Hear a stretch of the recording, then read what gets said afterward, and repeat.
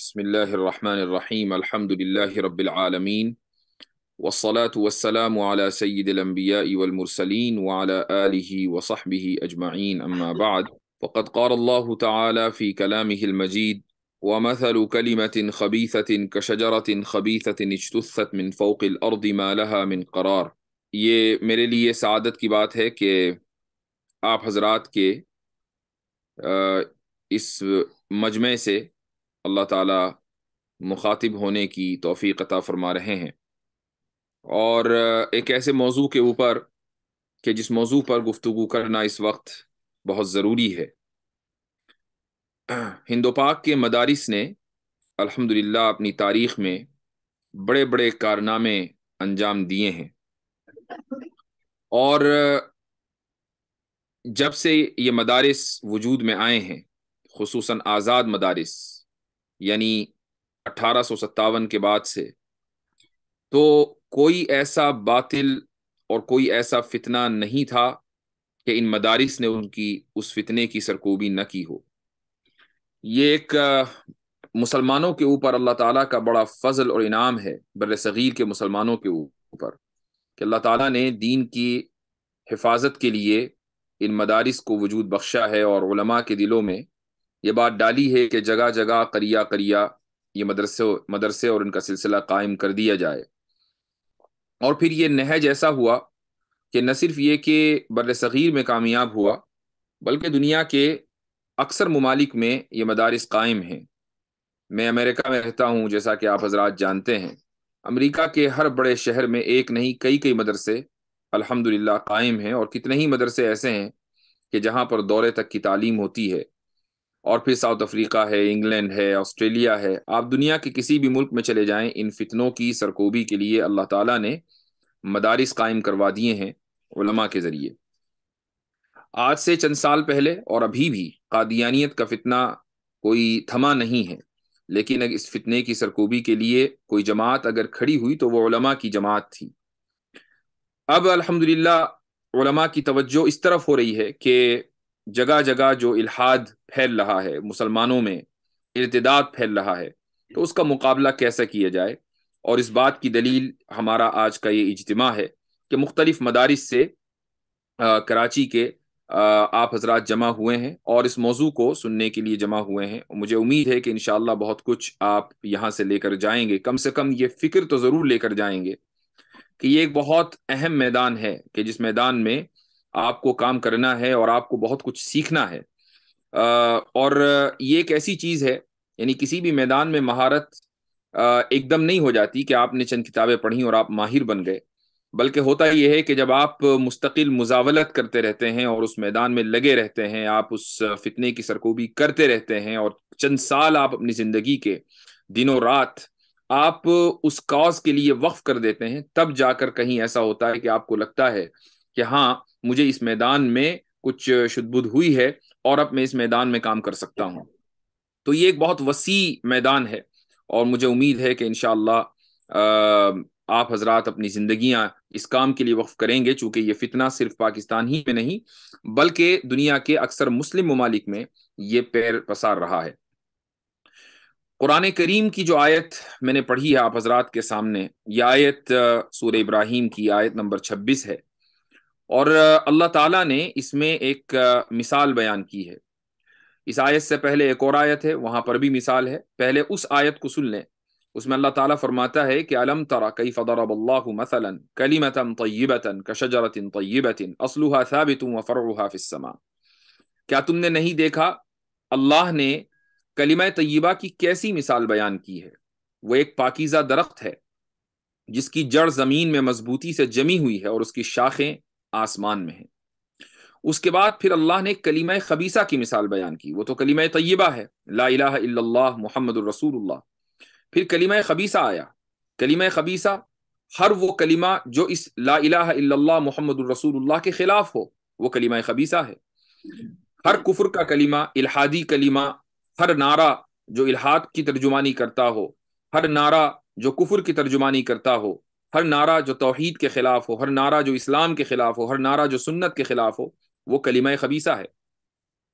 اور اللہ تعالیٰ نے اس کی مثال بیان کی ہے کشجرۃ خبیثہ، ایک خراب درخت کی طرح ہے کہ اجتثت من فوق الارض، کہ اس کو اوپر سے، جس کو زمین کے اوپر سے ہی اکھاڑ لیا جائے، یعنی اتنا کھوکھلا ہو کہ آپ ہلکا سا اس کو دھکا لگائیں اور وہ گر جائے. ما لہا من قرار، اس میں ذرا بھی جماؤ نہ ہو.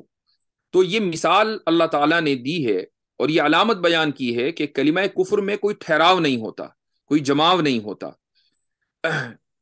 اس کو ہم انگریزی میں بولتے ہیں جماؤ اور ٹھہراؤ کو. اس کو اگر آپ اصطلاحی لفظ اس کے لیے استعمال کریں تو وہ ہوگا لفظ کنسسٹنسی.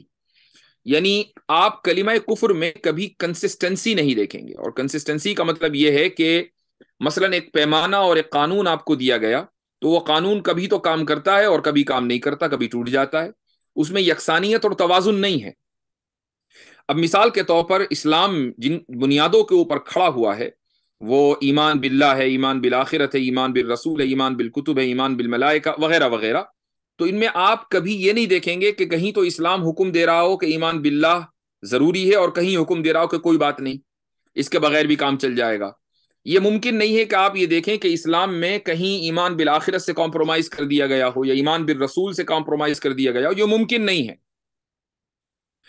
تو قرآن کریم بلکہ اوور آل جو اسلام کی بنیادیں ہیں ان میں قرار ہے، یعنی ان میں جماؤ ہے، ان میں ٹھہراؤ ہے، ان میں کنسسٹنسی ہے. لیکن جو کفر کی بنیادیں اور خصوصاً الحاد کی بنیادیں ہیں ان میں کوئی ٹھہراؤ نہیں ہے، کنسسٹنسی نہیں ہے. اور جس چیز میں کنسسٹنسی نہ ہو، ٹھہراؤ نہ ہو، قرار نہ ہو، جماؤ نہ ہو، وہ چیز اس لائق ہے کہ اس کو اکھاڑ کر پھینک دیا جائے اور آپ کو صرف ہلکا سا دھکا لگانے کی دیر ہے اور وہ چیز اکھڑ کر گر جائے گی. اب الحاد میں کنسسٹنسی کیسے نہیں ہے، دراصل اس کو ہمیں سمجھنا ہے اور اس کے لیے میں انشاءاللہ آپ کے سامنے اسکرین بھی شیئر کروں گا. اگر آپ کسی مرتد سے، کسی ملحد سے گفتگو کرتے ہیں تو وہ دو چیزوں کے اوپر گفتگو ہو سکتی ہے. پہلی چیز ہے لبرلزم اور دوسری چیز ہے سائنٹزم. سائنٹزم کا مطلب یہ ہوتا ہے کہ سائنس کو ہی دنیا میں رہنے سہنے اور اپنی اخلاقیات کا پیمانہ سمجھنا. یعنی سائنس نے اگر یہ کہہ دیا کہ ایک چیز ٹھیک ہے تو ٹھیک ہے، اور سائنس نے اگر یہ کہہ دیا کہ یہ چیز غلط ہے تو غلط ہے. آپ مذہبی مباحث کو سائنس کی بنیاد پر پرکھنے لگیں اور مذہب کو اس کے بعد سائنس کی روشنی میں غلط قرار دینے لگیں تو یہی سائنٹزم ہے.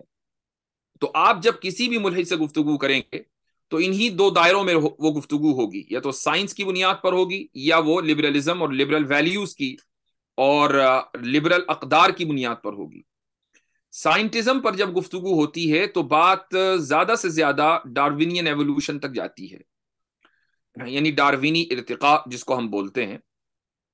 ڈاروینی ارتقاء ایک الگ موضوع ہے اور آج میں اس موضوع پر گفتگو نہیں کروں گا. ہو سکتا ہے کہ کسی اور نشست میں یا کسی اور محاضر کے ذریعے آپ اس موضوع پر معلومات حاصل کریں. ڈاروینی ارتقاء ایک ایسی چیز ہے کہ جس کا تعلق سائنس سے ہے، بایولوجی سے ہے. لیکن جو دوسرا عام طور سے میدان ہے وہ ہے لبرلزم کا. آپ کسی بھی مرتد سے بات کریں، ایک عام ملحد سے، تو وہ یقیناً اخلاقیات کو لے کر آئے گا اور اپنے آپ کو وہ بتانے کی کوشش کرے گا کہ ہم اخلاقی اعتبار سے بہت برتر ہیں. اس کی وجہ یہ ہے کہ ہم مساوات کے قائل ہیں، ایکوالٹی کے قائل ہیں.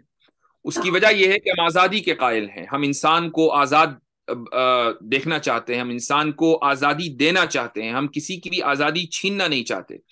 ہم یہ کہتے ہیں کہ جس طریقے سے ایک ملک میں ایک مسلمان کو اپنے دین کی دعوت کی آزادی ہے اور دین کے اوپر عمل کرنے کی آزادی ہے، مساجد قائم کرنے کی آزادی ہے، ایسے ہی ایک غیر مسلم شخص کو بھی یہ آزادی ہونی چاہیے کہ وہ اسلام کے خلاف دعوت دے. یہ آزادی ہونی چاہیے کہ وہ شان رسالت میں گستاخی کرے. یہ آزادی ہونی چاہیے کہ وہ اللہ کی شان میں گستاخی کرے، کیونکہ فریڈم آف ایکسپریشن جو ہے وہ انسان کی بنیادی ضرورت ہے. وہ آزادی سے اپنی رائے کا اظہار کرے. تو ایسی آزادی کے ہم قائل ہیں، اور چونکہ آزادی ایک بہت اچھی چیز ہے تو جو لوگ ایبسولوٹ آزادی، ایبسولوٹ فریڈم یعنی مکمل آزادی کے قائل ہوں اخلاقی اعتبار سے، وہ لوگ برتر ہیں. مسلمان اخلاقی اعتبار سے اس لیے برتر نہیں ہے چونکہ وہ ایک عام شہری کو اپنے ملک میں آزادی نہیں دیتے، اور بطور مثال سعودی عرب کا نام لیا جاتا ہے، پاکستان کا نام لیا جاتا ہے، کہ جہاں پر اس طرح کے قوانین ہیں کہ اگر یہ ثابت ہو جائے کہ کسی شخص نے شان رسالت میں گستاخی کی ہے تو نہ صرف یہ کہ اس پر کیس چلتا ہے بلکہ اس بات کا امکان ہے کہ اس کو سزائے موت دی جائے۔ تو یہ جو قوانین مسلم ممالک کے اندر ہیں، تمام مسلم ممالک میں نہیں لیکن بہت سے مسلم ممالک میں ہیں، یہ ہمیشہ ملحدوں کے ٹارگٹ پر رہتے ہیں۔ تو آج کی جو ہماری گفتگو ہے وہ دراصل انہی لبرل اقدار کو بنیاد بنا کر ہے۔ دو چیزیں سب سے زیادہ اہم ہیں، ان میں پہلی چیز ہے مساوات اور دوسری ہے آزادی۔ میں اگر آپ مجھ سے یہ کہیں کہ لبرلزم کہتے کس کو ہیں، لبرلزم کی تعریف کیا ہے، تو میں یہی کہوں گا کہ لبرلزم ایک ایسا نظام ہے کہ جو انسان کی ایکوالٹی اور فریڈم، مساوات اور آزادی، ان دونوں کو میکسیمائز کرنے یعنی زیادہ سے زیادہ ترویج دینے میں یقین رکھتا ہے، زیادہ سے زیادہ عام کرنے اور بڑھانے میں یقین کرتا ہے۔ تو جو نظام زیادہ سے زیادہ آزادی دے اور زیادہ سے زیادہ مساوات دے، وہی نظام دراصل لبرلزم کہلاتا ہے۔ لبرلزم کی ایک لمبی چوڑی تاریخ ہے، تاریخ میں نہیں جانا ہے، بات انشاءاللہ ٹو دی پوائنٹ کریں گے۔ تو سب سے پہلے ہم مساوات کو دیکھ لیتے ہیں کہ مساوات کہتے کسے ہیں۔ میں ایک منٹ ذرا اسکرین شیئر کرتا ہوں آپ حضرات کے ساتھ تاکہ آسانی ہو۔ اچھا، یہ جو اسکرین پر آپ عبارتیں انگریزی میں دیکھیں گے تو اگر آپ حضرات انگلش نہیں جانتے ہیں تو کوئی حرج نہیں ہے، میں انشاءاللہ ترجمہ کرتا رہوں گا۔ تو دیکھیں، سب سے پہلی بات ہے ایکوالٹی، جس کو ہم اردو میں مساوات کہتے ہیں۔ سب سے پہلا پوائنٹ ایکوالٹی کے تحت یہ ہے کہ کیا اسلام میں بھی مساوات ہے؟ یہ اس بات پر موقوف ہے کہ ہم مساوات کی تعریف کرتے کیسے ہیں۔ اگر ہم مساوات ابھی آگے آنے والی ہے مساوات کی تعریف، اس کے بعد انشاءاللہ آپ کو اندازہ ہوگا کہ دنیا کا کوئی بھی نظام ایسا نہیں ہے جو مساوات کے خلاف ہو، کوئی بھی نظام۔ ہر نظام اسی بات کا قائل ہے کہ مساوات ہونی چاہیے، لیکن مساوات کی تعریف کیا ہے، ایکوالٹی کی تعریف کیا ہے، وہ اس پر ڈیپینڈ کرتا ہے۔ دو مثالیں میں آپ کو دیتا ہوں۔ پہلی مثال، تصور کریں کہ آپ کسی پارک میں ہیں اور ایک شخص وہاں اپنے دو لڑکوں کے ساتھ موجود ہے اور اس کے دونوں بچے کھیل رہے ہیں، اور ہوا یہ کہ دونوں بچے جب کھیل کر تھک کر واپس آئے تو باپ نے اپنے ایک بیٹے کو چاکلیٹ دی، کینڈی دی، اور دوسرے کو نہیں دی۔ آپ یہ پورا منظر دیکھ رہے ہیں، دوسرا ضد کر رہا ہے لیکن باپ اس کو نہیں دے رہا ہے، پہلے کو دے دی، دونوں بھائی ہیں۔ تو آپ اس باپ سے یہ پوچھیں کہ بھئی یہ کیا بات ہوئی؟ آپ نے اپنے دونوں بچوں کو اگر چاکلیٹ دینی تھی تو دونوں کو دینی تھی، نہیں دینی تھی تو کسی کو نہیں دینی تھی۔ آپ نے ایک کو دی اور دوسرے کو محروم رکھا، اس کی وجہ کیا ہے جبکہ دوسرا ضد کر رہا ہے؟ باپ یہ کہنے لگے کہ اصل میں مجھے چھوٹے بچے پسند نہیں ہیں، یہ جس کو میں نے نہیں دی نا وہ چھوٹا ہے، اور چھوٹے مجھے پسند نہیں ہے، اس لیے میں نے نہیں دی۔ تو اس کا جو یہ عذر ہے یہ معقول نہیں ہے۔ ایسا نہیں ہے کہ آپ مطمئن ہو جائیں گے اور کہیں گے کہ ہاں یہ آپ نے بات بالکل صحیح کی، چھوٹے بچوں کو جو بھی عمر میں چھوٹا ہو اس کو کبھی کچھ نہیں دینا چاہیے، بڑے ہی کو ہمیشہ دینا چاہیے۔ اگر ایسا عذر باپ دینے لگے تو ظاہر ہے کہ اس کے اس عذر کو کوئی بھی دنیا کا انسان قبول نہیں کرے گا۔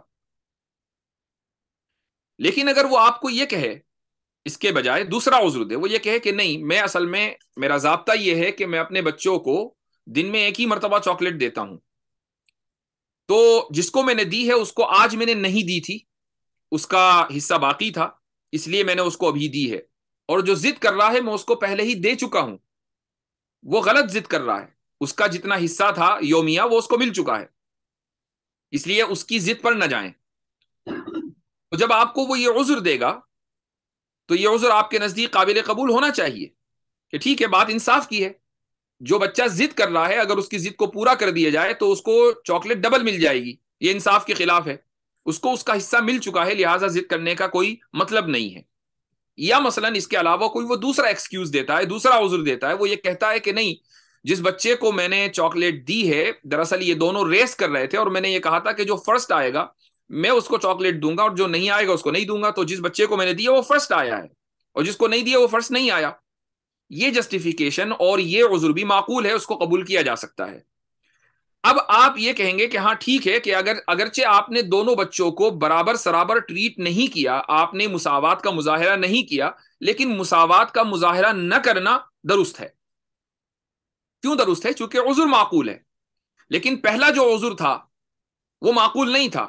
آپ یہ کہیں گے کہ یہاں مساوات کا مظاہرہ کرنا چاہیے تھا، چونکہ دونوں بچوں میں کوئی فرق نہیں ہے سوائے اس کے کہ ایک بڑا ہے ایک چھوٹا ہے، لیکن چھوٹے اور بڑے ہونے سے کوئی فرق نہیں پڑتا۔ یہ ایک مثال ہے جس سے ہم مساوات کو سمجھ سکتے ہیں۔ ایک اور مثال دیتا ہوں۔ مثال یہ ہے کہ ایک شخص ایک مفتی صاحب کے پاس مسئلہ معلوم کرنے کے لیے آیا، اور اس نے کہا کہ مفتی صاحب مجھے یہ بتائیں کہ یہ چیز میرے لیے کھانا درست ہے؟ اور مفتی صاحب کہیں کہ درست نہیں ہے، بلکہ تم اس چیز سے بچو۔ ٹھیک ہے، وہ مطمئن ہو گیا، مفتی صاحب نے فتویٰ دے دیا۔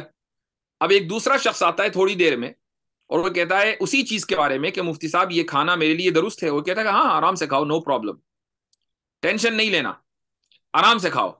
تو اب یہ جو دو الگ الگ فتوے ہیں، پہلے شخص سے کہا گیا کہ نہیں کھانا اور دوسرے سے کہا گیا کھانا، تو پہلا والا آ کر یہ کہتا ہے کہ بھائی مفتی صاحب آپ نے مجھے محروم کیوں کیا اس چیز کے کھانے سے؟ دوسرے والے کو تو اجازت دے دی اور مجھے آپ نے منع کر دیا۔ تو مفتی صاحب کہیں کہ اصل میں تمہیں اس لیے منع کیا چونکہ تم لاہور کے ہو، اور جس کو میں نے اجازت دی وہ کراچی کا ہے۔ تو اگر آپ یہ عذر بیان کریں گے بحیثیت مفتی کے، تو شاید ہی کوئی شخص آپ کے اس عذر کو دنیا میں قبول کرے کہ بھائی لاہوریوں کے لیے کوئی چیز حرام ہو اور کراچی والوں کے لیے وہ چیز جائز ہو۔ یہ تو ممکن نہیں ہے۔ اگر حرام ہے تو سب کے لیے ہے اور جائز ہے تو سب کے لیے ہے۔ لیکن اگر عذر مفتی صاحب یہ دیں کہ نہیں مجھے معلوم ہے کہ تم دراصل اس کھانے سے تمہیں الرجی ہے، اگر تم یہ کھانا کھاؤ گے تو تمہاری ہیلتھ کو نقصان ہوگا، تمہاری صحت کو نقصان ہوگا، لیکن دوسرے والے کے تعلق سے مجھے معلوم ہے کہ یہ اس کی ہیلتھ کے لیے نقصان دہ نہیں ہے، اس لیے میں نے اس کو کہا کہ تم کھا سکتے ہو اور تمہیں کہا کہ تم نہ کھاؤ۔ جب تمہیں یقینی طور پر یہ معلوم ہے کہ یہ چیز تمہاری صحت کے لیے نقصان دہ ہے، تو کیوں تم اپنے آپ کو ہلاکت میں ڈالتے ہو؟ جب آپ یہ عذر دیں گے تو اس عذر کو ایک بڑی تعداد قبول کرے گی کہ بہت اچھی بات ہے، معقول بات ہے۔ تو آپ نے دو لوگوں کے ساتھ مساوی معاملہ نہیں کیا، لیکن مساوی معاملہ نہ کرنا دراصل ایک معقول عذر کے اوپر مبنی تھا، تو ٹھیک ہے، کوئی حرج نہیں ہے۔ اس سے یہ ثابت ہوا کہ مساوات بحیثیت مساوات ضروری نہیں ہے کہ ہمیشہ اس کو اختیار کیا جائے۔ ہاں اگر مساوات کے پیچھے معقول عذر ہے، عدم مساوات کے پیچھے معقول عذر ہے، تو مساوات کو ترک کیا جا سکتا ہے۔ اسی لیے ہم ایکوالٹی کی، مساوات کی جو تعریف کرتے ہیں وہ اس طریقے سے کرتے ہیں۔ یہ لکھا ہوا ہے equality, treat similar cases similarly and different cases differently, یعنی جو سملر کیسز ہیں، ملتے جلتے کیسز ہیں، ان کو آپ ان کے ساتھ ایک سا معاملہ کریں، اور جو الگ الگ کیسز ہیں، الگ الگ چیزیں ہیں، ان کے ساتھ آپ الگ الگ رویہ اختیار کریں، الگ معاملہ کریں۔ دو بچے ہیں، اگر دونوں میں صرف اتنا ہی فرق ہے کہ ایک بڑا ہے ایک چھوٹا ہے، اس کے علاوہ کوئی فرق نہیں ہے، تو یہ سملر کیسز ہیں۔ اگر آپ ایک کو چاکلیٹ دے رہے ہیں تو دوسرے کو بھی دینی چاہیے، اگر دوسرے کو نہیں دیں گے تو یہ چیز غلط ہے اخلاقی اعتبار سے۔ لیکن اگر دونوں میں فرق ہے اس اعتبار سے کہ آپ ایک کو پہلے دے چکے ہیں اور دوسرے کو اب دے رہے ہیں، تو دونوں ڈفرنٹ کیسز ہیں، لہٰذا اگر آپ دونوں کو الگ الگ طریقے سے دونوں کے ساتھ معاملہ کریں گے تو اس میں کوئی حرج نہیں ہے۔ وہ جو سائل دو آئے تھے آپ کے پاس، اگر آپ کو معلوم ہے کہ نہیں یہ چیز کھانے کی، یہ چیز دونوں میں سے کسی کے لیے نقصان دہ نہیں ہے، تو یہ دونوں سملر کیسز ہیں، لہٰذا آپ ان دونوں کے ساتھ ایک سا معاملہ کریں اور دونوں کو یا تو آپ حلال کا فتویٰ دیں یا حرام کا فتویٰ دیں۔ لیکن اگر وہ کیسز الگ الگ ہیں، آپ کو یہ معلوم ہے پہلے شخص کے بارے میں کہ اس کے لیے یہ چیز نہایت نقصان دہ ہے، اور دوسرے شخص کے بارے میں یہ معلوم ہے کہ اس کے لیے نقصان دہ نہیں ہے، تو یہ ڈفرنٹ کیسز ہیں، اور جب یہ الگ الگ کیسز ہیں تو ان کو ڈفرنٹلی ہی ٹریٹ کیا جائے گا، یعنی الگ الگ طریقے سے آپ معاملہ کریں گے، اور اس کو مساوات کے خلاف نہیں کہا جائے گا۔ یہ نہیں کہا جائے گا کہ یہ چیز انسان کی اخلاقیات کے خلاف ہے، مورالٹی کے خلاف ہے، ایکوالٹی کے خلاف ہے۔ یہ سارے نعرے اب بیکار ہو جائیں گے۔ مساوات کی حقیقی تعریف یہی ہے، اور ہمیں اس تعریف کو قبول کرنے میں کوئی حرج نہیں ہے۔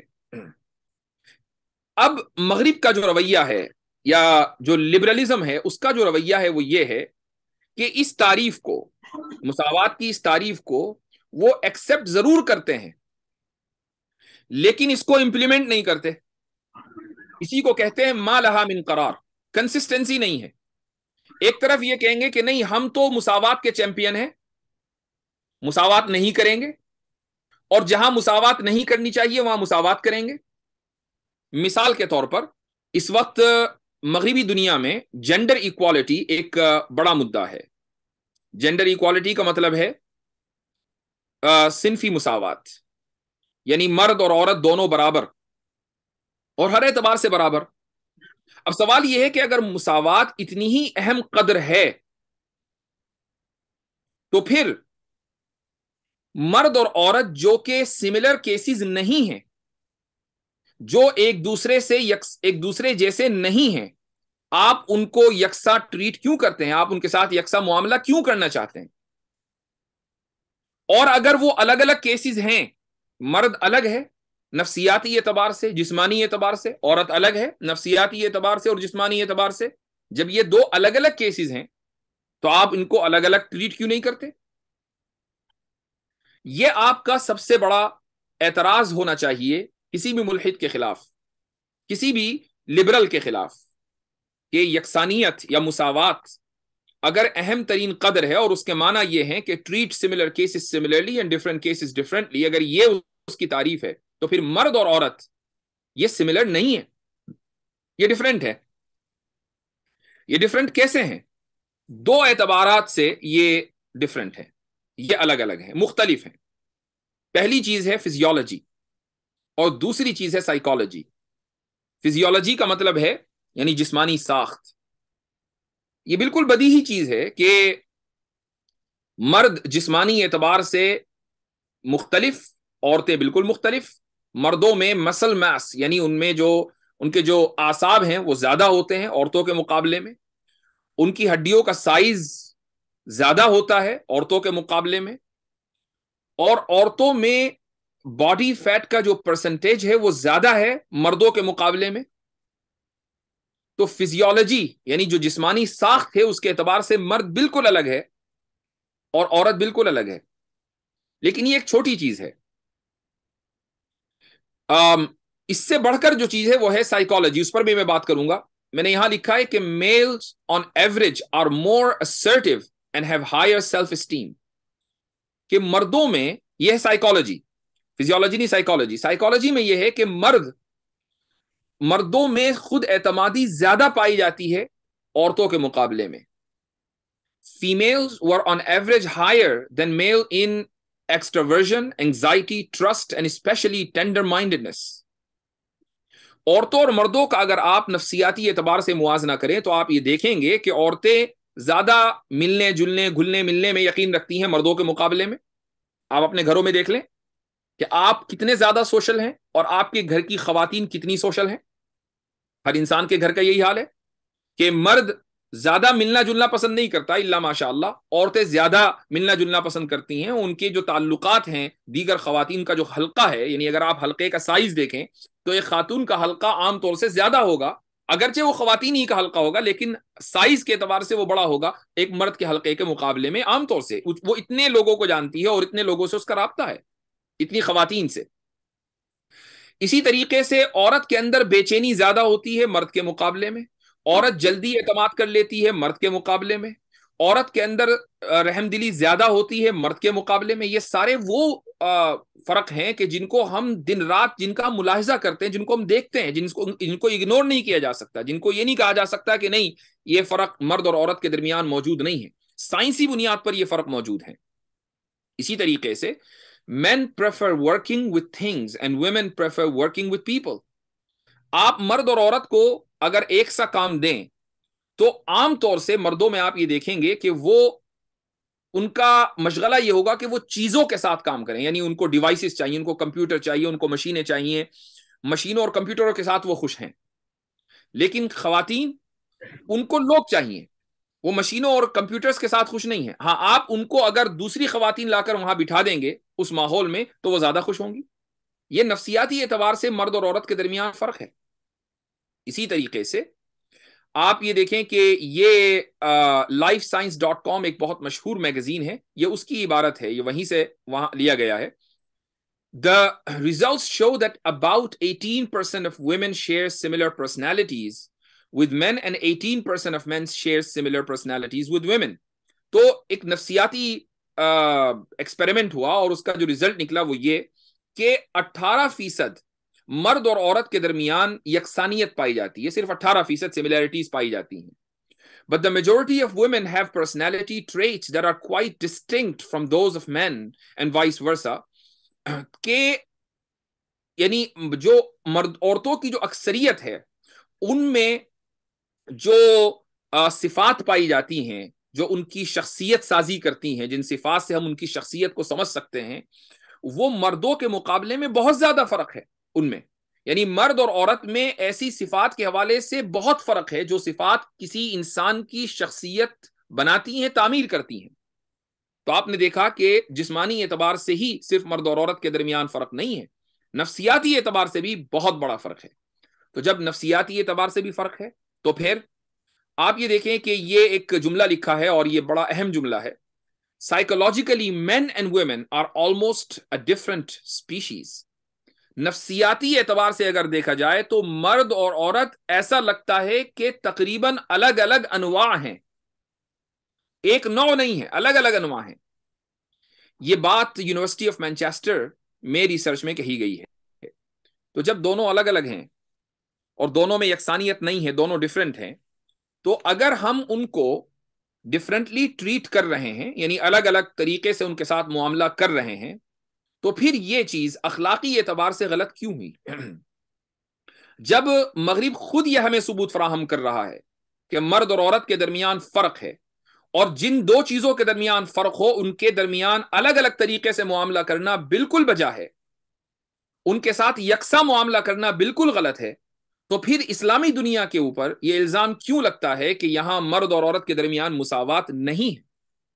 मुसावात इसलिए नहीं है कि मुसावात नहीं होनी चाहिए. बिल्कुल ऐसे ही कि जैसे कि दो बच्चों के दरमियान के जिसमें से एक अपने हिस्से को ले चुका हो और दूसरा अपने हिस्से की के लिए जिद कर रहा हो, दोनों के दरमियान मुसावात नहीं होनी चाहिए. हाँ, दोनों के दरमियान आदल होना चाहिए. उसकी इस्लाम दावत देता है, उसका हुक्म देता है. तो मुसावात के ताल्लुक से जो सबसे बड़ा मसला आपके सामने आएगा वो है जेंडर इक्वालिटी, यानी सिनफी मुसावात. और उसके ताल्लुक से ये चंद बातें मैंने आपके सामने रखी और बहुत कुछ कहा जा सकता है, लेकिन ये चंद बातें हैं. दूसरी जो चीज है और वो बड़ी अहम है वो है आजादी. आजादी एक ऐसा नारा है कि जिससे बहुत लोग मुतासिर होते हैं. और एक आम आदमी से जब आप ये कहते हैं कि देखो मगरिबी दुनिया में इंसान को कितनी आजादी है, वो चाहे जो बोले, सदर को गाली दे दे, सदर जमहूरिया को, कोई मसला नहीं है, उसके खिलाफ बयान दे दे, कोई मसला नहीं है, किसी को कोई इम्यूनिटी हासिल नहीं है. ऐसा नहीं है कि आप अगर सदर जमहूरिया के खिलाफ बोलेंगे तो आपके ऊपर कोई केस लग जाएगा. आप मसलन किसी बड़े ओहदेदार के खिलाफ बोलेंगे तो वो लोग आपके पीछे पड़ जाएंगे. नहीं, आप मुल्क के कानून के खिलाफ तनकीद करना चाहें करें, आप मुल्क की पॉलिसियों के खिलाफ तनकीद करना चाहें करें, आप मुल्क की खारजा पॉलिसी के खिलाफ तनकीद करना चाहें करें, कोई मसला नहीं है. यहां तक कि मुसलमान भी खुद ये मिसालें देते हैं कि भाई देखो लोग जो अमेरिका में रहते हैं वो अमेरिकी हुकूमत के इकदामात के खिलाफ बात करते हैं. अमेरिका ने अफगानिस्तान के ऊपर हमला किया तो अफगानिस्तान पर हमला करने के मुखालिफिन अमेरिका में मौजूद थे और दिन रात लिख रहे थे, बोल रहे थे. और यहां तक कि गोरों में नहीं बल्कि मुसलमानों में ऐसा हो रहा था. लेकिन कानून उनको तहफ़्फ़ुज़ फराहम करता है और वो आज़ादी के साथ जो कहना चाहें और जो लिखना चाहें वो ये काम कर सकते हैं. तो लोग ये कहते हैं कि देखो इन ममालिक में कितनी आज़ादी हासिल है, लेकिन अगर आप दूसरी तरफ मुस्लिम ममालिक में चले जाएं तो आपको वो आज़ादी हासिल नहीं है. मसलन अगर आप सऊदी अरब की मिसाल ले लें तो जरा बादशाह सलामत के खिलाफ आप कुछ एक लफ्ज कहकर दिखाएं तो सबको पता है कि क्या होगा. और सिर्फ सऊदी अरब ही नहीं, आप दुनिया में किसी भी बादशाहत में चले जाएं वहां यही सूरत हाल है. और फिर मुस्लिम ममालिक की सूरत हाल, ये लोग हमारे खिलाफ ये इल्जाम धरते हैं कि मुस्लिम ममालिक में तो आज़ादी बिल्कुल नहीं है. औरतें इस माना अगर आज़ाद नहीं है कि जब घर से बाहर निकलेंगी तो उनसे यह तवक्को की जाएगी कि वो बुर्का पहन कर जाएं. मर्द इस तरह आज़ाद नहीं है कि अगर वो कोई राय देना चाहे मजहबी मामले में مثلاً وہ چاہتے ہیں کہ رسول اللہ صلی اللہ علیہ وسلم سے اپنی نا اتفاقی کا اظہار کریں کہ بھئی یہ بات صحیح نہیں کہی، العیاذ باللہ، تو اس اتفاق میں کہ ان کے اندر اس عدم اتفاقی کی ان کے اندر جرت ہو اور ان کو یہ آزادی حاصل ہونی چاہیے وغیرہ وغیرہ. تو یہ جو آزادی کا جو نعرہ ہے یہ بہت سے لوگ لگاتے ہیں، خصوصاً لبرل، اور مجھے یقین ہے کہ آپ کی سوسائٹی میں، معاشرے میں ایسے افراد ہوں گے کہ جو مغرب کی اس لبرلزم سے بے انتہا متاثر ہیں اور چاہتے ہیں کہ پورا پاکستانی معاشرہ لبرل بن جائے، اسلامی معاشرہ لبرل بن جائے، چاہے وہ پاکستان میں ہو یا سعودی عرب میں ہو یا وہ امارات میں ہو یا پھر وہ ملیشیا میں ہو یا بنگلہ دیش میں، دنیا کی کسی بھی جگہ جہاں مسلمان بستے ہیں وہاں وہ سب کے سب لبرل ویلیوز کو اختیار کر لیں. آخر لبرل ویلیوز کے اوپر اتنا زور کیوں ہے، آزادی کے اوپر اتنا زور کیوں ہے؟ اس کی وجہ یہ ہے کہ آپ کی اسکرین پر اس وقت ایک شخص کی تصویر بنی ہوئی ہے، اس کا نام ہے جان اسٹوارٹ مل. اس نے ایک کتاب لکھی تھی جس کا عنوان ہے لبرٹی 1859 میں. اس نے اس کتاب میں ایک اصول بیان کیا ہے اور آج تمام دنیا میں اکثر ممالک اسی اصول کے اوپر کاربند ہیں، قوانین بنتے ہیں تو اسی اصول کی بنیاد پر بنتے ہیں، اور کانسٹیٹیوشنز یا دستور بنتے ہیں تو اسی اصول کی بنیاد پر بنتے ہیں. اس اصول کو کہا جاتا ہے دا ہارم پرنسپل، اصول ضرر یا قاعدہ ضرر. انگریزی میں جو اس قاعدہ ضرر کی عبارت ہے وہ یہ ہے کہ the only purpose for which power can be rightfully exercised over any member of a civilized community against his will is to prevent harm to others. کہ اگر آپ کسی دوسرے کی آزادی کو محدود کرنا چاہیں تو جائز اور قانونی طریقے پر صرف اسی صورت میں محدود کر سکتے ہیں جبکہ آپ اس کو مجبور کر رہے ہوں کہ وہ دوسرے کو نقصان نہ پہنچائے. اس کے نقصان پہنچانے کو روکنے کے لیے آپ اس کی آزادی کو محدود کرنا چاہیں تو کر سکتے ہیں، لیکن اگر وہ دوسرے کو نقصان نہیں پہنچا رہا ہے تو آپ اس کی آزادی کو محدود نہیں کر سکتے. تو سارا زور جو ہے وہ نقصان کے اوپر ہے کہ اگر آپ کا رویہ دوسرے کے لیے نقصان دہ ہے تو آپ کی آزادی کو محدود کر دیا جائے گا. مثال کے طور پر ایک آدمی چوری کرتا ہے تو دوسرے کے لیے نقصان دہ ہے مالی اعتبار سے، ایک آدمی قتل کرتا ہے تو دوسرے کے لیے نقصان دہ ہے جانی اعتبار سے. تو اگر وہ دوسرے کو نقصان پہنچا رہا ہے، اور دوسرے سے مراد ہے فرد، معاشرہ نہیں، سوسائٹی نہیں، حکومت نہیں، فرد، اگر وہ دوسرے فرد کو نقصان پہنچا رہا ہے تو حکومت فوراً فعال ہوگی اور اس شخص کو گرفتار کر لے گی اور اس کی آزادی کو محدود کر دیا جائے گا، اس کو جیل میں بند کر دیا جائے گا. لیکن اگر آپ دوسرے کو نقصان نہیں پہنچا رہے ہیں، مثال کے طور پر اگر دو شخص ہیں اور دونوں رضامندی سے زنا کرتے ہیں، ایک مرد اور عورت رضامندی کے ساتھ زنا میں ملوث ہیں، تو ان دونوں نے کس کو کیا نقصان پہنچایا؟ کسی کو کوئی نقصان نہیں پہنچایا. ایک نے دوسرے کو نقصان نہیں پہنچایا چونکہ دونوں کی رضامندی شامل حال تھی. یہی وجہ ہے کہ حکومت کو اب زنا کے اوپر قانون بنانے یا سزا دینے کا حق نہیں ہونا چاہیے. یہ ہے لبرل معاشرہ، اور اس میں جو آزادی کی بات کی جاتی ہے کہ بھئی آپ اس وقت تک آزاد ہیں جب تک آپ دوسرے کو نقصان نہیں پہنچا رہے ہیں، پھر آپ چاہے جو کریں. اب وہ کیا کیا کریں اس کی میں مثال آگے آپ کو دوں گا، لیکن بہرحال اس کو ہم بولتے ہیں دا ہارم پرنسپل. کچھ لبرل مسلمان یہ کہتے ہیں کہ بھئی اسلام میں بھی تو ہارم پرنسپل ہے. اسلام میں ہمیں ملتا ہے کہ حدیث میں رسول اکرم صلی اللہ علیہ وسلم کا ارشاد ہے، عبادہ بن صامت رضی اللہ عنہ کی یہ حدیث ہے کہ آپ علیہ الصلاۃ والسلام نے یہ فیصلہ فرما دیا، قضا، یہ فیصلہ فرما دیا کہ اللہ ضرر ولا ضرار، کہ نہ نقصان کی گنجائش ہے اور نہ ہی نقصان پہنچانے کی گنجائش ہے. تو اس حدیث میں آپ علیہ الصلاۃ والسلام نے واضح طور سے اعلان کر دیا کہ آپ کسی دوسرے کو نقصان نہیں پہنچا سکتے. لہذا اسلام میں بھی کوئی ایسا قانون نہیں ہے کہ جس کی روح سے دوسرے کو نقصان پہنچانے کی گنجائش نکلتی ہو، بلکہ جہاں جہاں بھی آپ دوسرے کو نقصان پہنچانے کی کوشش کریں گے فوری طور پر آپ کی آزادی کو محدود کر دیا جائے گا، قانون ایکٹیو ہو جائے گا. تو پھر فرق کیا ہے لا ضرر ولا ضرار اور دا ہارم پرنسپل میں؟ دیکھیں فرق یہ ہے، اور یہ بہت بڑا فرق ہے. لبرلزم جب آپ کو کوئی اصول دیتا ہے تو وہ اصول کے نام پر آپ کو خالی گلاس تھماتا ہے. اس خالی گلاس میں آپ چاہے شراب بھر لیں، چاہے پانی بھر لیں، چاہے دودھ بھر لیں. آپ شراب بھریں گے تو آپ کا نقصان ہے، دودھ بھریں گے تو آپ کا فائدہ ہے، لیکن اس سے کوئی فرق نہیں ہے، اس نے آپ کو ایک گلاس تھما دیا. لبرلزم نے آپ کو دا ہارم پرنسپل دے دیا کہ دوسرے کو نقصان، کسی فرد کو نقصان نہیں پہنچانا. بس اب نقصان سے مراد کیا ہے وہ آپ خود طے کریں. شریعت نے یہ کہا کہ دوسرے کو نقصان نہیں پہنچانا، لیکن نقصان سے مراد کیا ہے وہ شریعت نے طے کر کے دے دیا ہے. آپ کو بھی شریعت نے گلاس دیا ہے لیکن خالی گلاس نہیں دیا. شریعت نے آپ کو بھرا ہوا گلاس دیا ہے، اس میں دودھ ہے. رسول اکرم صلی اللہ علیہ وسلم سفر معراج پر تھے تو آپ علیہ الصلاۃ والسلام کے سامنے یہ آپشن آیا. جبریل علیہ الصلاۃ والسلام نے دو چیزیں دی کہ ایک برتن میں شراب اور دوسرے میں دودھ. تو آپ علیہ الصلاۃ والسلام نے دودھ کا انتخاب کیا. تو جبریل علیہ الصلاۃ والسلام نے فرمایا کہ اخترت الفطرۃ، کہ آپ نے فطرت کا انتخاب کیا.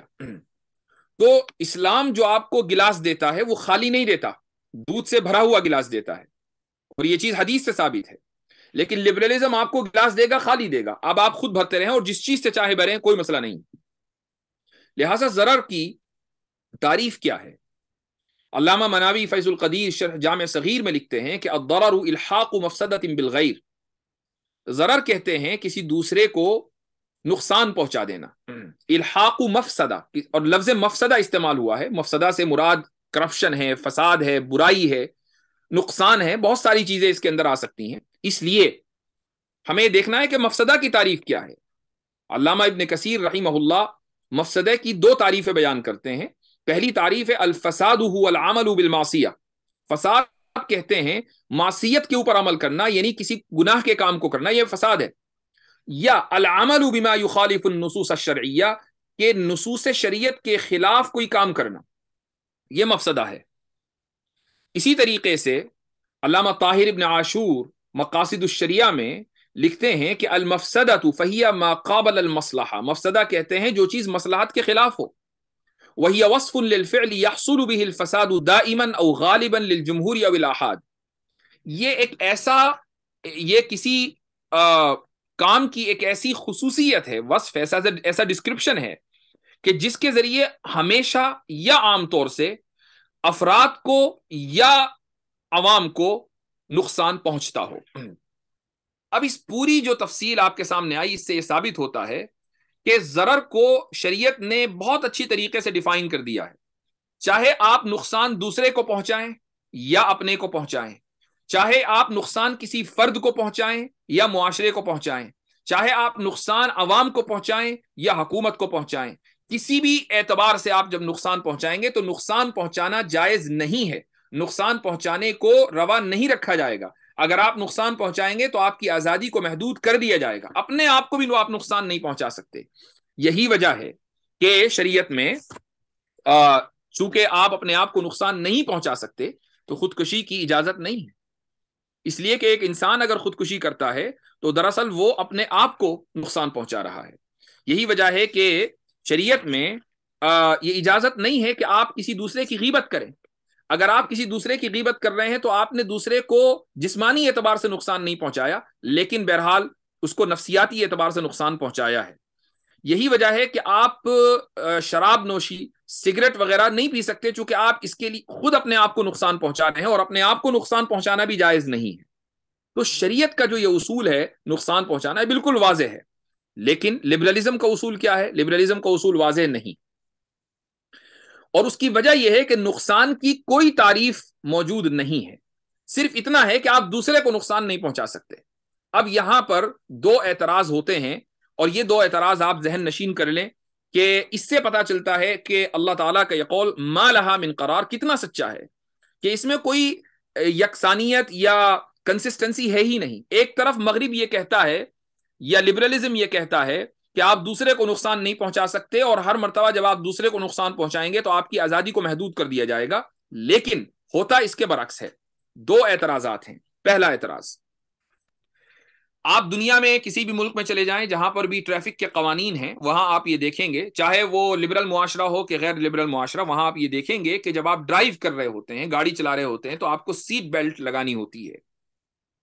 آپ اگر اسکوٹر چلا رہے ہیں اور موٹر سائیکل چلا رہے ہیں تو آپ کو ہیلمٹ پہننا ہے. یہ سارے قوانین اگرچہ ہمارے ملکوں میں اتنی سختی کے ساتھ نافذ نہیں کیے جاتے، لیکن لبرل معاشروں میں یہ قوانین بڑے سختی کے ساتھ نافذ کیے جاتے ہیں. اب یہاں سوال یہ ہے کہ ایک آدمی اگر اس کو اتنی آزادی ہے کہ جب تک وہ دوسرے کو نقصان نہیں پہنچا رہا ہے وہ چاہے جو کرے، تو آپ اس کو اس کی اجازت کیوں نہیں دیتے کہ وہ بغیر سیٹ بیلٹ پہنے گاڑی چلا لے، بغیر ہیلمٹ پہنے موٹر سائیکل چلا لے؟ کیوں اس کو اس کی اجازت نہیں ہے؟ اس نے کسی دوسرے کا نقصان تو نہیں کیا۔ اب آپ یہ کہیں کہ نہیں وہ اس نے دوسرے کا نقصان نہیں کیا، لیکن بہرحال وہ اپنا نقصان تو کر رہا ہے، اگر ایکسیڈنٹ ہو گیا تو اس کا نقصان زیادہ ہوگا۔ تو جواب یہ ہے کہ بھئی آپ کو اپنے نقصان کی تو کوئی پڑی نہیں ہے، آپ تو آزادی اس وقت محدود کرتے ہیں جب بندہ دوسرے کو نقصان پہنچائے۔ دوسرے کو تو نقصان نہیں پہنچا رہا ہے، نقصان وہ اپنے آپ کو پہنچا رہا ہے۔ یہی وجہ ہے کہ آپ کسی لبرل سے پوچھیں کہ کیا خودکشی کرنا اخلاقی اعتبار سے درست ہے؟ ایک آدمی دنیا سے عاجز آ گیا کہ بھائی مجھے آخرت تو ملنی نہیں ہے، دنیا بھی میرے لیے بہت پریشان کن ہے، تو اس سے بہتر یہ ہے کہ میں مر جاؤں۔ تو کیا آپ اس خودکشی کو درست قرار دیں گے؟ ایک لبرل سے اگر آپ یہ سوال کریں تو وہ یہ کہے گا کہ بالکل، انسان کو اختیار ہے کہ وہ اپنی جان لے لے، جان کسی کی دی ہوئی کوئی ہے نہ، روح ہے اور نہ ہی کوئی خدا موجود ہے۔ جب خدا موجود نہیں، روح موجود نہیں، انسان ویسے ہی پیدا ہو گیا، ایک اتفاقی حادثہ ہے، اور وہ اس دنیا میں خوش نہیں ہے اور وہ مرنا چاہتا ہے، تو اس میں کیا حرج ہے؟ تو سوال یہ ہے کہ اگر آپ اس کو خودکشی کی اجازت دے رہے ہیں اور اس کو آپ اخلاقی عمل مانتے ہیں، تو پھر آپ اس کو اس کی اجازت کیوں نہیں دیتے کہ وہ بغیر سیٹ بیلٹ لگائے یا بغیر ہیلمٹ پہنے وہ گاڑی چلا لے؟ چونکہ اگر نقصان ہوگا تو اس کا اپنا ہوگا، اس کے علاوہ کسی کا نقصان نہیں ہوگا۔ تو آپ کو کچھ لبرل یہ کہتے ہوئے ملیں گے کہ نہیں نہیں، اصل میں سیٹ بیلٹ کا جو قانون ہے وہ اس لیے ہے کہ اگر آپ سیٹ بیلٹ نہ لگائیں اور مان لیں گاڑی کا ایکسیڈنٹ ہو جائے تو جسمانی اعتبار سے آپ کو چوٹ زیادہ پہنچے گی۔ جب زیادہ چوٹ پہنچے گی تو آپ کو ہاسپٹل میں بھرتی ہونا پڑے گا، ہاسپٹل میں بھرتی ہوں گے تو حکومت کے اوپر یا جو بھی وسائل اور ذرائع مہیا ہیں ملک میں، ان کے اوپر بوجھ پڑے گا، اور یہ نقصان دہ ہے معاشرے کے لیے۔ یعنی آپ کے سیٹ بیلٹ نہ لگانے کی وجہ سے محکمہ صحت کے اوپر فرق پڑا، اس کے وسائل کے اوپر فرق پڑا کہ اس کے وسائل خامخواہ آپ کی خدمت میں لگ گئے، اور جو لوگ مستحقین تھے ان تک وہ وسائل نہیں پہنچ پائے چونکہ وسائل محدود ہیں۔ تو بہتر یہ ہے کہ مستحقین تک پہنچیں۔ آپ تو سیٹ بیلٹ لگا کر اس چوٹ کو اپنے آپ کو اس چوٹ سے بچا سکتے تھے، لیکن آپ نے ایسا نہیں کیا، تو آپ دراصل بوجھ بنے، یہ دوسرے کے لیے نقصان ہوا، لہٰذا آپ کی آزادی کو ہم محدود کر رہے ہیں چونکہ آپ دوسرے کو نقصان پہنچا رہے ہیں۔ تو اس کے جواب میں آپ یہ کہہ سکتے ہیں کہ اگر بات یہی ہے تو پھر یہی نہیں رکنی چاہیے، بات پھر آگے بھی بڑھنی چاہیے، چونکہ محکمہ صحت کو نقصان صرف سیٹ بیلٹ پہن کے یا نہ پہن کے نہیں ہوتا۔ پورے مغربی معاشرے میں اور مغربی معاشرے کی اس سے متاثر ہو کر ہمارے معاشروں میں بھی فاسٹ فوڈ کا کلچر ہے۔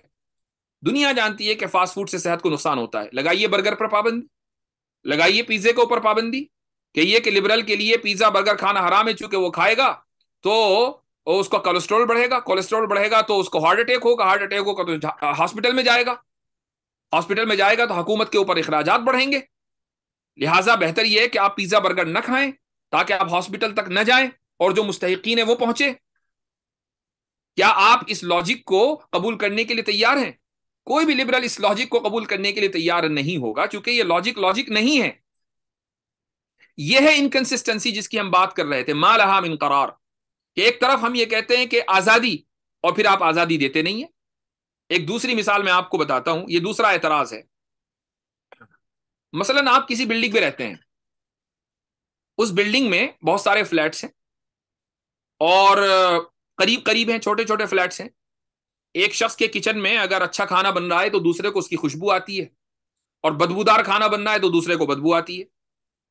اب مثلا آپ کو مچھلیوں کا بڑا شوق ہے، مچھلی بنانے کا، اور ایک سے ایک بدبودار مچھلی بنانے کا شوق ہے، تو ایک دن آپ نے سوچا کہ چلو بھائی مچھلی فرائی کرتے ہیں۔ بدبودار مچھلی آپ نے فرائی کرنی شروع کی تو آس پاس کے جو پڑوسی ہیں ان کو بدبو آئی۔ ایک دن وہ برداشت کریں گے، 2 دن برداشت کریں گے، آپ روزانہ یہی حرکت کر رہے ہیں اور صبح شام کر رہے ہیں، ناشتے میں بھی آپ کو بدبودار مچھلی چاہیے، تو ایسا ہوگا کہ 4-5 دن کے بعد یا کچھ دن کے بعد مزید کوئی نہ کوئی آپ کے دروازے کو کھٹکھٹائے گا کہ بھائی مسئلہ کیا ہے۔ ٹھیک ہے، آپ کو اگر مچھلی کھانے کا شوق ہے تو چلو بھائی ہفتے میں 2-4 دن، 1 دن 2 دن کھا لیا، لیکن روزانہ صبح شام آپ نے ہمارا جینا دو بھر کر دیا۔ تو آپ یہ کہیں گے کہ ہاں اخلاقی اعتبار سے یہ بات درست نہیں ہے کہ میں لوگوں کو پریشان کروں، اتنی بدبو بلڈنگ میں پھیلاؤں، لیکن مجھے بھی تو اپنا شوق پورا کرنا ہے، لہٰذا مجھے کم سے کم اتنا ہونا چاہیے کہ میں 1-2 مرتبہ 3 مرتبہ مچھلی بنا لوں۔ اب دیکھیے آپ کی آزادی کو اخلاقی اعتبار سے محدود کیا جا رہا ہے، لیکن آپ یہ دلیل دے رہے ہیں کہ نہیں، مجھے مکمل میری آزادی نہ چھینی جائے بلکہ تھوڑی سی آزادی مجھے دی جائے کہ میں کم سے کم ایک مرتبہ یا دو مرتبہ مچھلی بناؤں، اور آپ ایک یا دو مرتبہ اس بدبو کو برداشت کریں۔ تو اب یہاں اعتراض یہ ہوتا ہے کہ آپ دوسرے کو نقصان برداشت کرنے کو جسٹیفائی کر رہے ہیں۔ آپ یہ کہہ رہے ہیں کہ دوسرا بدبو برداشت کرے، نہیں نقصان برداشت کرے۔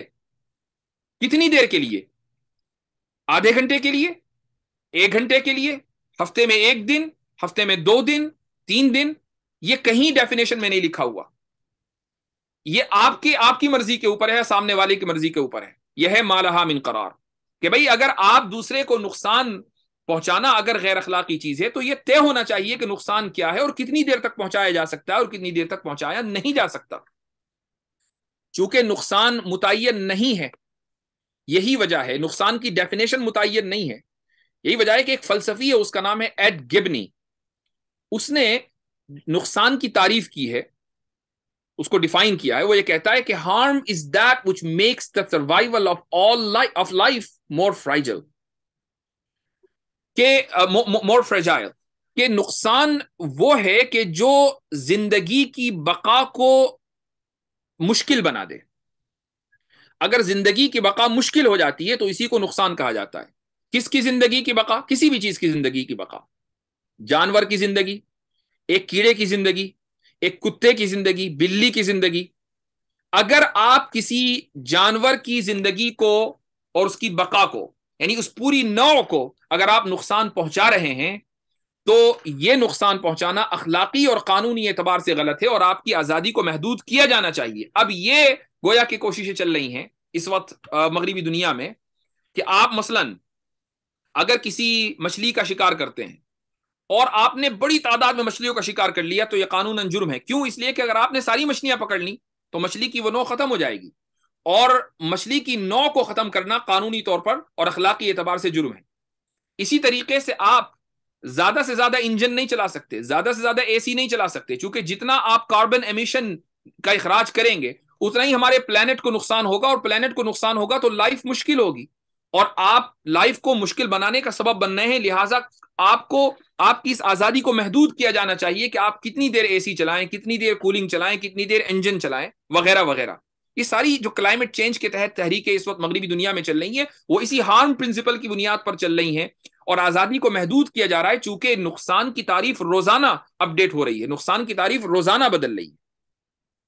لیکن مغرب یہ تسلیم کرنے کے لیے تیار نہیں ہے کہ جو آزادی اس نے دی ہے دا ہارم پرنسپل کی بنیاد پر، اور یہ وہ آزادیاں ہیں sexual freedom, homosexuality, alcohol, choice, expression یا اسپیچ، یعنی جنسی آزادی۔ کیا جنسی آزادی سے معاشرے کو نقصان نہیں پہنچتا؟ میں ایک دو مثال دوں گا اور اس کے بعد انشاءاللہ اپنی بات مکمل کروں گا، پھر اگر آپ کی کچھ سوالات ہوں گے تو وہ لے لیے جائیں گے۔ امریکہ میں 1960 میں سیکشول ریولوشن آیا ہے، یعنی جنسی انقلاب آیا ہے۔ اس جنسی انقلاب نے مغربی دنیا کی زندگی کو بالکل بدل کر رکھ دیا ہے، زمین آسمان کا فرق ہو گیا۔ جو لوگ اس 1960 سے پہلے امریکہ میں رہتے تھے ان کا معاشرہ اور ان کی اخلاقیات بالکل الگ، اور آج جو لوگ ان معاشروں میں رہتے ہیں ان کی اخلاقیات اور ان کا معاشرہ بالکل الگ۔ اس کا نقصان کیا ہوا اس سیکشول ریولوشن کا یا سیکشول فریڈم کا؟ اس کا نقصان سب سے پہلا ابورشن، اسقاط حمل کی، یعنی اسقاط حمل کا جو پرسنٹیج اور ریشیو ہے وہ اتنا بڑا ہے 1973 جبکہ امریکہ نے قانونی اعتبار سے سپریم کورٹ نے ابورشن کو جائز قرار دیا۔ 1973 سے لے کر 2022 تک 62 ملین بچوں کا رحم مادر میں قتل کیا گیا ہے۔ 62 million babies have been aborted in the US، صرف امریکہ میں، ابھی یورپ کی بات نہیں ہو رہی ہے۔ 62 ملین نفوس کو، 62 ملین جانوں کو سیکشول ریولوشن کی بنیاد پر قتل کیا گیا، چونکہ زنا معاشرے میں پھیل گیا تھا، اور جو خاتون پریگننٹ ہو جاتی تھی وہ ڈیلیور نہیں کرنا چاہتی تھی، وہ نہیں چاہتی تھی کہ اس کے ہاں بچے ہوں، تو ابورشن کا طریقہ اختیار کیا گیا اور ابورشن کے کلینک جگہ جگہ قائم کر دیے گئے۔ تو کیا آپ نے اگر ایک طرف جنسی آزادی دی ہے تو اس کے نتیجے میں بچے اپنی جان سے نہیں گئے؟ وہ 62 ملین نفوس جو اس دنیا میں آ سکتے تھے، آپ نے ان کو اس دنیا میں آنے سے روکا. کیا یہ نقصان نہیں ہے؟ ایک طرف آپ یہ بات کرتے ہیں کہ ہم آزادی کو اس وقت تک محدود کریں گے جب تک کہ دوسرے کو نقصان نہ ہو. یہاں آپ نے 62 ملین جانوں کو نقصان پہنچا دیا لیکن آزادی کو محدود نہیں کیا، زنا کو اسی طریقے سے باقی رکھا. اسی طریقے سے سیکشول ریولوشن کا جو نقصان ہوا وہ ہے انویڈ برتھس. امریکہ میں گورے اور کالے یہ بہت بڑی کمیونٹیز ہیں. تقریباً گوروں میں 30% بچے اور کالوں میں 70% بچے ایسے ہوتے ہیں کہ جو زنا کی وجہ سے پیدا ہوتے ہیں، یعنی بغیر شادی شدہ جوڑے کے یہاں وہ ان کی پیدائش ہوتی ہے. 30% گوروں کے یہاں اور 70% کالوں کے یہاں. اب جب یہ بچے پیدا ہو گئے تو ان کو کون سنبھالے گا؟ عام طور سے ماں سنبھالتی ہے. باپ تو چلا جاتا ہے، باپ کو تو پتا بھی نہیں ہے کہ اس کے بچے کتنے ہیں اور اس نے کہاں کہاں منماری کی ہے. اب اس کا نتیجہ کیا نکلتا ہے؟ اس کا نتیجہ یہ نکلتا ہے کہ یہ بچے جب بڑے ہو کر اسکول جاتے ہیں تو اسکول کی تعلیم مکمل نہیں کر پاتے، چونکہ ماں کو پورا وقت ملازمت کرنی ہے، پیسے کمانے ہیں اور اپنا گھر چلانا ہے، تو ماں تربیت کے لیے موجود نہیں ہے اور باپ تو زندگی میں ہے ہی نہیں. تو بچے راستے سے ہٹ جاتے ہیں اور وہ اپنی اسکول کی تعلیم مکمل نہیں کر پاتے. جب یہ اسکول کی تعلیم مکمل نہیں ہوئی، بڑے ہوئے تو غریب کے غریب رہے. ظاہر ہے کہ جب تعلیم ہوگی تو جاب ملے گی، جاب تعلیم نہیں ہے تو جاب نہیں ہے. غریب کے غریب رہے، لہٰذا غربت بڑھی. غربت بڑھتی ہے تو جرائم بڑھتے ہیں، تو معاشرے کے اندر زیادہ سے زیادہ جرائم پیدا ہوئے. تو کیا معاشرے کو نقصان نہیں ہوا اس سیکشول ریولوشن سے، اس سیکشول آزادی سے، اس جنسی آزادی سے؟ پورا معاشرہ نقصان میں کا شکار ہے، لیکن آپ اس آزادی کو محدود نہیں کرتے. یہ کیسا ڈبل اسٹینڈرڈ ہے؟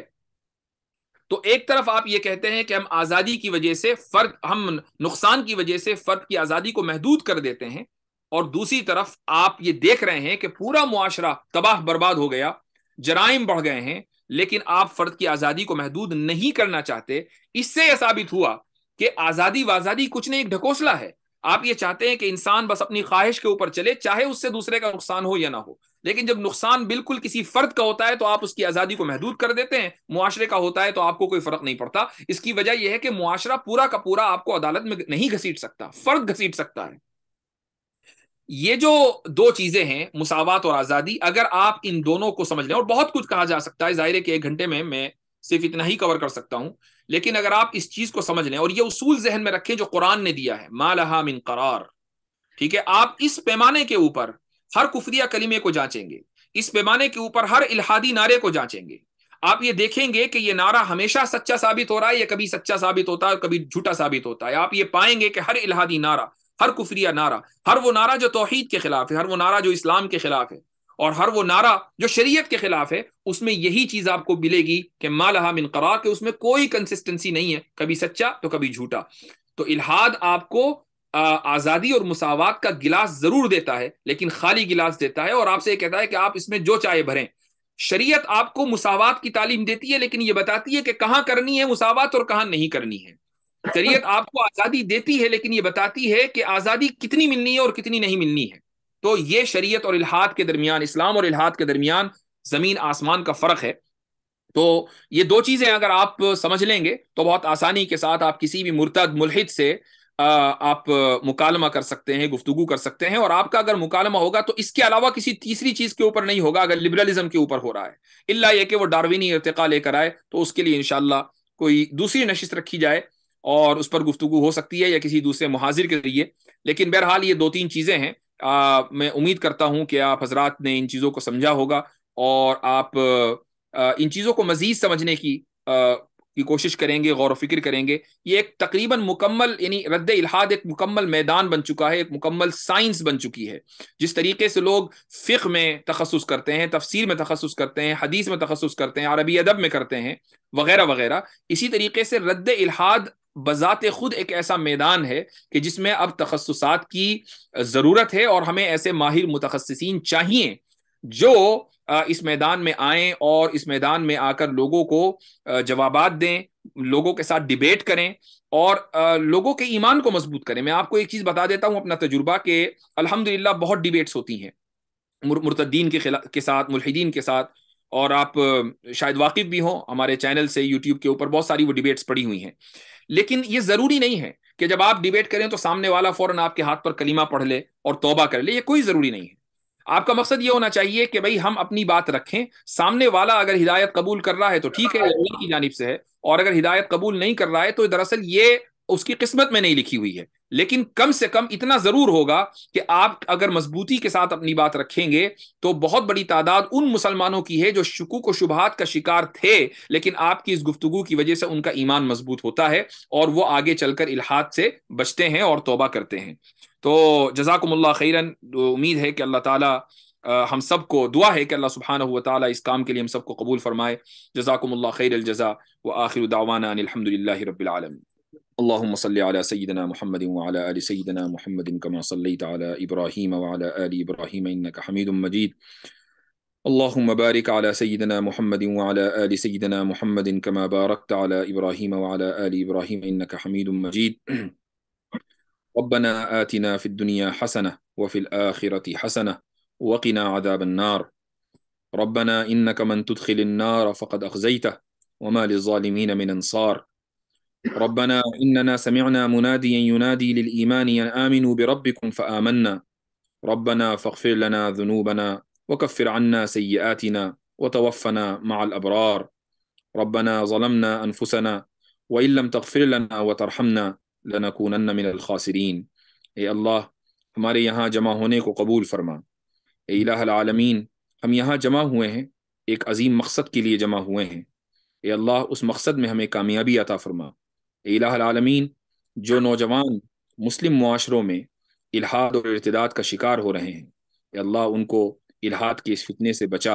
اے اللہ ایسے افراد مہیا کر دے جو الحاد کے اس حملے کے خلاف مضبوط دیوار بن جائیں، مضبوط چٹان بن جائیں۔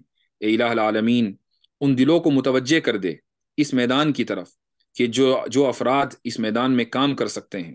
اے الہ العالمین، ایک ایسی فوج مہیا کر دے کہ جو تیرے دین کے لیے کھڑی ہو، جو تیرے دین کا دفاع کرے، جو تیرے نبی کا دفاع کرے۔ اے الہ العالمین، مدارس سے پوری دنیا میں بڑی امیدیں وابستہ ہیں۔ اے الہ العالمین، یہ دین کے قلعے ہیں۔ اے الہ العالمین، ان قلعوں کی حفاظت فرما اور انہی قلعوں سے ایسے افراد مہیا فرما دے جو اس میدان کے اندر کامیاب ہوں اور اس میدان میں کام کریں اور اس طوفان کے سامنے وہ کھڑے ہو جائیں اور لوگوں کے ایمان کی حفاظت کا ذریعہ بنے۔ سبحان ربک رب العزت عما یصفون وسلام علی المرسلین والحمد للہ رب العالمین۔